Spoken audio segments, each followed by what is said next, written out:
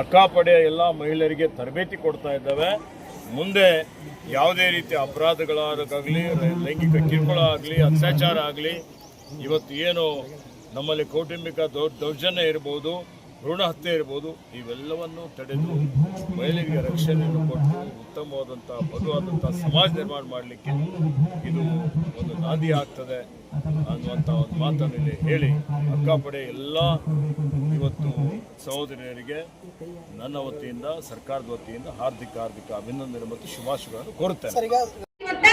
ಬದಲಿ ಮಾಡುತ್ತೆ ಯಾವುದು ಅಂತಂದ್ರೆ ನಮ್ಮ ಅಕ್ಕಪಡೆ. ನೋಡ್ರಿ, ತುರ್ತು ಸಂದರ್ಭಗಳಲ್ಲಿ ಸಂಕಷ್ಟದಲ್ಲಿ ಯಾರೇ ಇರಲಿ, ಮಹಿಳೆಯರಿರ್ಲಿ, ಮಕ್ಕಳಿರ್ಲಿ, ಅವರನ್ನ ರಕ್ಷಣೆ ಮಾಡ್ಲಿಕ್ಕೆ ನಮ್ಮ ಬೀದರ್ ಜಿಲ್ಲೆಯ ಅಕ್ಕಪಡೆ 100ಕ್ಕೆ 100 ಯಶಸ್ವಿ ಆಗಿದೆ ಅಂತ ಇವತ್ತ ನಮ್ಮ ರಾಜ್ಯ ಸರ್ಕಾರನು ಪ್ರಶಂಸೆ ಮಾಡಿದ್ದಾರೆ. ಮೊನ್ನೆ ಒಂದೆರಡು ತಿಂಗಳ ಹಿಂದೆ ನಮ್ಮ ಸಚಿವರು ಬಂದಿದ್ರು. ಮಹಿಳಾ ಮಕ್ಕಳ ಒಂದು ಅಭಿವೃದ್ಧಿ ಇಲಾಖೆಯ ರಾಜ್ಯ ಸಚಿವರು ಶ್ರೀಮತಿ ಲಕ್ಷ್ಮೀ ಹೆಬ್ಬಾಳ್ಕರ್ ಮೇಡಮ್ ಅವರು ಬಂದು ನಮ್ಮ ಜಿಲ್ಲೆಯಲ್ಲಿ ಅಕ್ಕಪಡೆ ಏನ್ ಕಾರ್ಯನಿರ್ವಹಿಸ್ತಾ ಇದೆ ಇಲ್ಲ, ಆ ಕಾರ್ಯವೈಖರಿ ಎಲ್ಲ ಸಂಪೂರ್ಣ ನೋಡ್ಬಿಟ್ಟು ಅವರು ರಾಜ್ಯದ 7 ಜಿಲ್ಲೆಗಳಿಗೆ ಪ್ರಥಮವಾಗಿ ಏನು ಕೊಟ್ಟದಪ್ಪ ಅಂದ್ರೆ ಅಕ್ಕಪಡೆ 7 ಜಿಲ್ಲೆಗಳಿಗೆ ಪ್ರಥಮ ಮುಂಚೂಣಿಯಲ್ಲಿ ಕೊಟ್ಟರು. ಅದು ಬೆಂಗಳೂರು, ಮಂಗಳೂರು, ಬೆಳಗಾವಿ, ಉಡುಪಿ ಸೇರಿದಂತೆ 7 ಜಿಲ್ಲೆಗಳಲ್ಲಿ ಕೊಟ್ಟರು.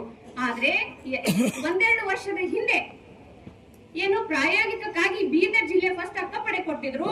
ಬೀದರ್ ಜಿಲ್ಲೆ ಇಡೀ ರಾಜ್ಯಕ್ಕೆ ನಾವು ಯಶಸ್ವಿ ಆಗಿ ನಾವು ಅಕ್ಕಪಡೆ 100ಕ್ಕೆ 100 ಯಶಸ್ವಿ ಪಡಿಸಿದೀವಿ. ಅಂದ್ರೆ ಬೀದರ್ ಜಿಲ್ಲೆಯಲ್ಲಿ ಮಹಿಳೆಯರು, ಹೆಣ್ಣು ಮಕ್ಕಳು ಸುರಕ್ಷಿತವಾಗಿದ್ದಾರೆ ಅಂತಕೊಂಡ್ಬಿಟ್ಟು ರಾಜ್ಯ ಸರ್ಕಾರಕ್ಕೆ ಮನವಿಯನ್ನು ಮಾಡಿಕೊಟ್ಟಿರ್ತಕ್ಕಂಥ ಜಿಲ್ಲೆ ಯಾವುದು ಅಂತಂದ್ರೆ ನಮ್ಮ ಬೀದರ್ ಜಿಲ್ಲೆಯ ಅಕ್ಕಪಡೆ. ಹೀಗಾಗಿ ಸರ್ ವಿಷನ್ ಏನಂದ್ರೆ, ಒಂದು ಡಿಸ್ಟ್ರಿಕ್ಟ್ ಸೇಫ್ ಆಗಿರ್ಬೇಕಂದ್ರೆ ಫಸ್ಟ್ ಪ್ರಯಾರಿಟಿ ನಮ್ಮ ವುಮೆನ್ ಸೇಫ್ ಆಗಿರಬೇಕು.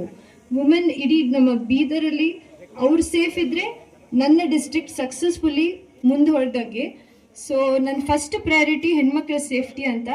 ಈ ಅಕ್ಕಪಡೆ ಮುಂಚೆ ಬೇರೆ ಬೇರೆ ಪಡೆಗಳಿತ್ತು, ಅದನ್ನು ರೀಸ್ಟ್ರಕ್ಚರ್ ಮಾಡಿ ಅಕ್ಕಪಡೆ ಅಂತ ಒಂದು ಅದಕ್ಕೆ ಒಂದು 10 ಮೆಂಬರ್ಸ್ನ ಅಲೋಕೇಟ್ ಮಾಡಿ, ಆ 10 ಮೆಂಬರ್ಸ್ಗೆ ಯಾವ ಥರ ಪ್ರತಿದಿನ ಏನೇನು ಮಾಡಬೇಕು, ಸ್ಕೂಲ್ಸ್ಗೆ ಹೋಗಬೇಕು, ಯಾವುದ್ಯಾವುದು ಕಡೆಗೆ ಪೆಟ್ರೋಲಿಂಗ್ ಮಾಡಬೇಕು, ಎಸ್ಪೆಷಲಿ ಬಸ್ ಸ್ಟ್ಯಾಂಡ್, ಈ ಪಾಪನಾಶ್ ಕೆರೆ, ಕೆಲವೊಂದು ಸೆನ್ಸಿಟಿವ್ ಏರಿಯಾಸಲ್ಲಿ ಎಲ್ಲೆಲ್ಲಿ ತೊಂದರೆ ಆಗುತ್ತೆ ವಿಮೆನ್ಗೆ, ಅಲ್ಲಿ ಹೋಗ್ತಾ ಇರಬೇಕು.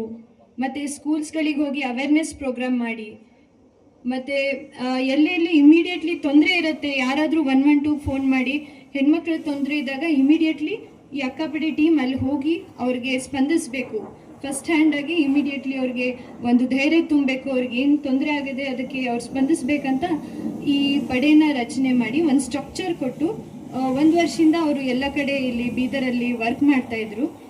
ಅದರಲ್ಲಿ ನಾನೇನು ಅಂದ್ಕೊಂಡೆ, ಬೀದರ್ ಬಂದಮೇಲೆ ನಾನು ಏನು ಮಾಡಬಹುದು ಅಂತ, ಸರ್ ಒಂದು ಸಪೋರ್ಟ್ ಆಗಿರಲಿ ಅಂತ ನಾನು ಈ ಅಕ್ಕಪಡೆನ ಜಾಯಿನ್ ಆಗಿ ಸ್ಕೂಲ್ ಕಾಲೇಜಸ್ಗೆಲ್ಲ ಹೋಗಿ ಅವೇರ್ನೆಸ್ ಮಾಡ್ತಾ ಇದ್ವಿ. ಅದನ್ನು ಗುರುತಿಸಿ ಇಡೀ ಸ್ಟೇಟಲ್ಲಿ ಈ ಸಕ್ಸಸ್ಫುಲಿ 1 ಇಯರ್ ಅಕ್ಕಪಡೆ ನಡೆದಿದ್ದನ್ನು ನೋಡಿ ಗುರುತಿಸಿ ಇಡೀ ಸ್ಟೇಟಲ್ಲಿ ಇದೇ ಥರ ಅಕ್ಕಪಡೆ ಯೂನಿವರ್ಸಲಿ ಇದೇ ಸ್ಟ್ರಕ್ಚರ್ ಇಟ್ಕೊಂಡು ವರ್ಕ್ ಮಾಡಬೇಕು ಅಂತ ನಮ್ಮ ಗೌರ್ಮೆಂಟ್ ಅದಕ್ಕೆ ತುಂಬ ಸಪೋರ್ಟ್ ಕೊಟ್ಟು ಈಗ ಅದನ್ನು ಇಡೀ ಸ್ಟೇಟಿಗೆ ನಾವು ತಗೊಂಡು ಹೋಗಿದ್ದೇವೆ. ಅದು ಒಂದು ವಿಟ್ನೆಸ್ ಏನಂದರೆ, ಇವತ್ತು ಒಂದು ವೆಹಿಕಲ್ ನಮ್ಮ ಬೀದರ್ಗೆ ಬಂದಿದೆ, ಅದೇ ಥರ ಎಲ್ಲ ಬೇರೆ ಬೇರೆ ಜಿಲ್ಲೆಗೆ ಹೋಗಿದೆ. ಅದಕ್ಕೆ pure credit goes to Bidar ಜಿಲ್ಲೆ.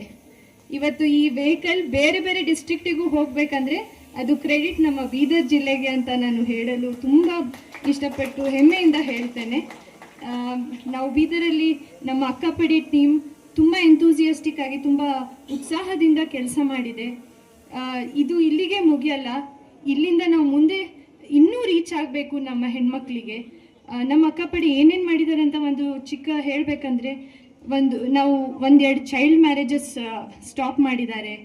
ಮತ್ತು ಹೆಣ್ಮಕ್ಳು ರೋಡಲ್ಲಿ ಕೆಲವೊಬ್ಬರು ಆಲ್ಕೋಹಾಲಿಕ್ ಆಗಿ ಅವ್ರ ಮಕ್ಕಳನ್ನು ಇಟ್ಕೊಂಡು ಕೂತಿದ್ದ ಮಕ್ಕಳನ್ನು ನಾವು ಹೋಗಿ ಸಾಂತ್ವನ ಕೇಂದ್ರಕ್ಕೆ ಬಿಟ್ಟಿದ್ದಾರೆ. ಮತ್ತು ಒಬ್ಬರು ಅಂತರೂ ನಮ್ಮ ಅಕ್ಕಪಡೆ ಟೀಮಲ್ಲಿ ಒಬ್ಬರು ಅವರಿಗೆ ರೆಸ್ಕ್ಯೂ ಮಾಡುವಾಗ ಕಚ್ಚಿದ್ದಾರೆ ಕೈಗೆ. ಆ ಕಚ್ಚಿದ್ರು ಧೈರ್ಯ ಕಳ್ಕೊಳ್ಳಾರ್ದೆ ಅವರು ಅದನ್ನು ಎದುರಿಸಿ ಅವ್ರನ್ನ ಫೇಸ್ ಮಾಡಿ ಅವ್ರಿಗೆ ರೆಸ್ಕ್ಯೂ ಸೆಂಟ್ರಿಗೆ ಬಿಟ್ಟಿದ್ದಾರೆ.